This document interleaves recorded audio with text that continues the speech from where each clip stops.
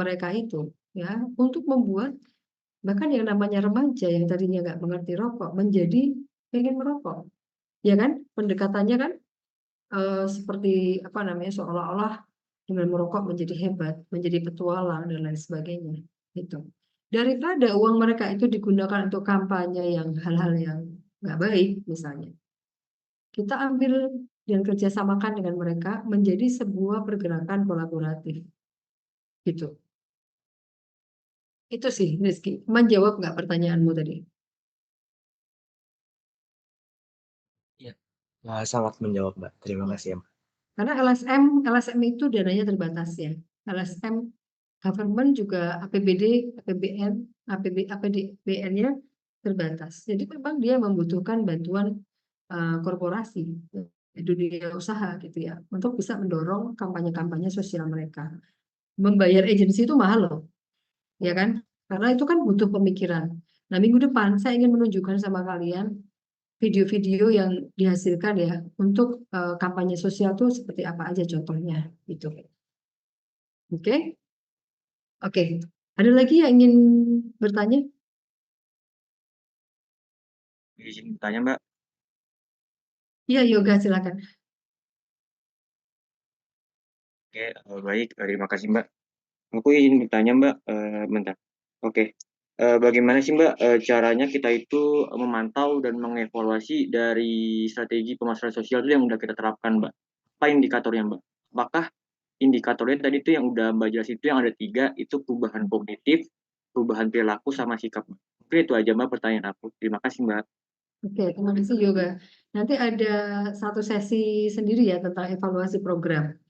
Nah, memang yang namanya indikator itu harus disetel atau apa namanya ditentukan di awal ya. Kalau kita memiliki objektif atau goal dari sebuah kampanye sosial, contohnya kalau saya dulu pernah bekerja di eh, Helen Keller International ya, sebuah LSM yang di situ pada saat itu tahun 97-98 itu kita mengalami persoalan dengan persoalan xeroftalmia. Kalian tahu ya, ada banyak anak yang dilahirkan dengan mata yang cacat di Indonesia.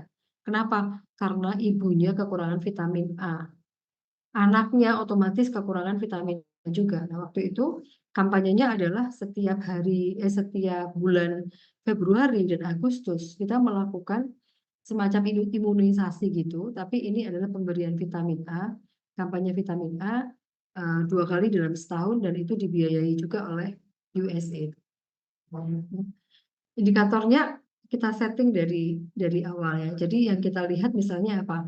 Yang kita lihat dengan kampanye yang dilakukan ini, kampanyenya lewat TV juga ya, karena keluar di TV, ada jinglenya gitu kan, ada posternya dan lain sebagainya, ada apa namanya mengorganisir kepala-kepala daerah atau RT RW setempat untuk menggerakkan masyarakat datang ke posyandu dan puskesmas untuk mendapatkan itu. Nah, kita ukur berbagai pendekatan.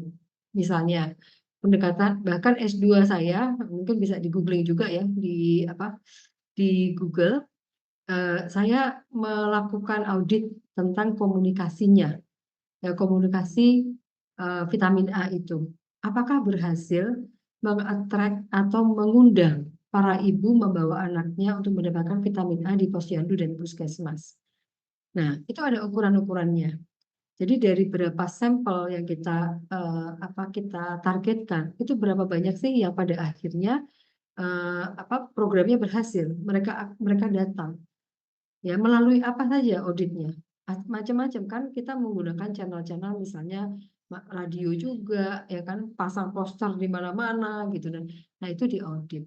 Keberhasilannya di gimana? Keberhasilannya ketika ada kesadaran bahwa ibu itu secara sadar datang ke puskesmas untuk mendapatkan vitamin A itu gitu. Gitu. Dan itu secara signifikan mengubah ya ketika kita melihat bahwa ternyata beberapa tahun kemudian, tidak ada lagi anak-anak yang dilahirkan itu dengan mata-mata yang cacat. Jadi diukur. Dari mana angkanya itu bahwa tidak ada kecacatan mata misalnya? Itu dilihat dari laporannya Kemenkes, Kementerian Kesehatan. Ya, jadi setiap bayi lahir itu kan pasti dilihat ya, mereka perkembangannya seperti apa. Kasus-kasus seroftalmia itu secara nasional itu menurun dengan adanya kampanye vitamin A gitu. Yoga nanti coba lihat ini ya, eh, tesis saya ya tentang itu ada di Google gitu. Jadi analisis efektivitas tentang komunikasi vitamin A itu adalah pemasaran sosial yang dilakukan oleh NGO gitu. Jadi ada beberapa indikator yang memang nanti dituliskan dan kita lakukan monitoring dan evaluasi untuk itu. Kira-kira menjawab nggak Yoga? Menjawab, Mbak. Tadi intinya indikatornya itu bisa dilihat dari setting awalnya atau goals-nya ya, Mbak. Lalu juga tadi bisa diukur dari berbagai pendekatannya, misalkan tadi channel komunikasi yang kita bakal gunakan, lalu kita juga bisa menilai dari tanggapan audiensnya itu setelah pesan yang udah kita sebarkan itu melalui channel komunikasinya, Mbak. Ya, betul sekali. Kesimpulanmu betul sekali. Ya, seperti itu kira-kira. Baik, ya. Terima kasih Mbak Wida. Sama-sama Yoga. Oke, masih ada yang lain? Saya izin bertanya, Mbak. Ya, Sabrina, silakan. Perkenalkan, nama saya Sabrina. Saya ingin menanyakan apakah kalau kampanye sosial yang dilakukan nggak etis itu masih tergolong atau termasuk efektif? Kayak kampanye peringatan bahaya rokok itu kan bagus ya, Mbak. Tapi ada salah satu perusahaan rokok yang naruh peringatan merokok membunuhmu di bungkusnya itu pakai orang tanpa izin, yaitu ada di Rokok Surya. Dan kronologinya itu, si korban ini lagi ngerokok sambil gendong anaknya yang masih bayi kalau nggak salah, terus didatengin sama sales rokok, bilangnya difoto untuk kenang-kenangan, terus beberapa waktu kemudian, dia kaget nemuin foto dirinya di bungkus rokok. Itu kan nggak etis ya, Mbak, apakah itu masih termasuk, efektif atau enggak, Mbak? Nah, segala sesuatu yang dimulai dengan itikat tidak baik tentu tidak akan baik juga hasilnya. Itu udah pasti. Ya, jadi nanti dalam kuliah kita kalau nggak salah pertemuan ke-12 atau ke-13 itu ada etika pemasaran sosial. Ya, jadi harus ada etika-etikanya gitu. Mengambil foto orang tanpa izin aja, apalagi oleh perusahaan yang notabene besar ya, raksasa misalnya gitu ya, itu udah nggak etis, tidak efektif ya. Jadi kalau Sabrina bertanya apakah itu efektif, ya itu jelas tidak efektif. Dan kalau kamu bertanya apakah kampanyenya si rokok itu juga apa, memasang itu adalah hal yang ditujukan untuk tadi perubahan behavior, kok saya menyaksikan sebagai orang yang 8 tahun bekerja di perusahaan rokok, eh, tujuan utama perusahaan rokok itu adalah making profit. Jadi dia akan mencari konsumen sebanyak-banyaknya, bahkan konsumen dari kalangan minor. Minor tuh anak-anak remaja yang belum saatnya merokok juga adalah salah satu sasarannya secara tidak langsung gitu. Makanya kenapa kok kegiatan-kegiatan pertandingan olahraga misalnya tidak boleh disponsori oleh rokok ya. Karena itu, karena sesungguhnya mereka itu dengan mensponsori itu termasuk di dalamnya dia me, apa ya, secara tidak langsung itu